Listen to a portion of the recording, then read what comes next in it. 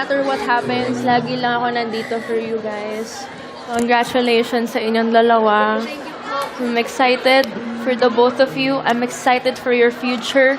Thank you, girls. Thank you so much. I love you. I love you, girls. Congrats, Sean. Congrats, Bakbak. Coach Del, ikaw na. Sino kila Lawrence, Jenica, Hebron at Alex ang magpapatuloy sa semifinals? Gusto ko muna magpasalamat sa apat na batang to na talaga namang nagtiwala sa akin at naniwala. Kahit ano yung maging desisyon ko, sana paglaki nyo, hindi nyo ako makalimutan. Kahit na some of you guys, hindi nyo magugustuhan yung desisyon ko.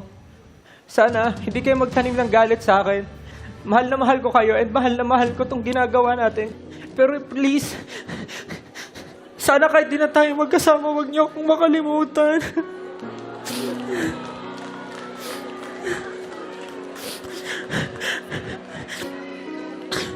Sana yung mga moments natin together dito, maalala nyo hanggat paglaki nyo, kahit magkaroon na kayo ng, alam nyo yun, magkaroon na kayo ng muwang sa mundo, magkaroon kayo ng trabaho, sana maalala nyo na merong Kuya Stel, kahit Kuya Stel man lang, na naging bahagi ng journey nyo dito sa The Voice Kids. Sana yun yung ma-promise nyo sa akin.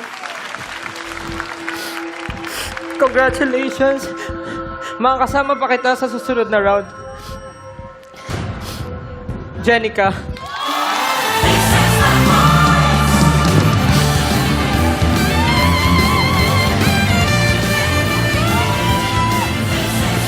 I love you so much, Lawrence. I love you. Alex, I love you. Hebron, I love you. Congratulations. You are moving to the next round. Hebron.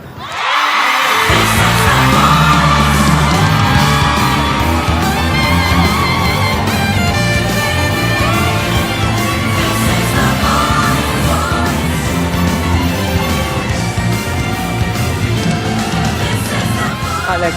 Lawrence, thank you so much for trusting me. It's okay, Coach. It's okay. Maraming salamat. It's okay, Coach. It's okay. Okay lang maging malungkot, maintindihan ko dahil nalulungkot din ako, pero alam ko, hindi pa ito yung last. Marami pang next opportunity para sa inyo. Maraming salamat. And that wraps up this season's Sing-Off Rounds. Matapos ang emotional na sing-off round, magpapatuloy sina Jenica at Hebron para sa team Stelbound. One step forward din para sa semifinals, sina Sean at Bakbak ng Jewel Squad.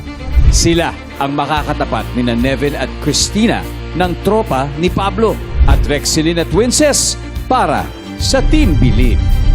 Mas magiging intense na ang labanan next week sa pagbubukas ng ating semifinals. Kaya patuloy po nating suportahan ang mga talented young dreamers on this stage dahil malapit na rin ang finals kung saan kayo po mismo ang pipili ng magiging winner ng The Voice Kids. Ako po, si Ding Dong Dantes at ito po ang pinakamalaking singing competition in the world. This is The Voice Kids!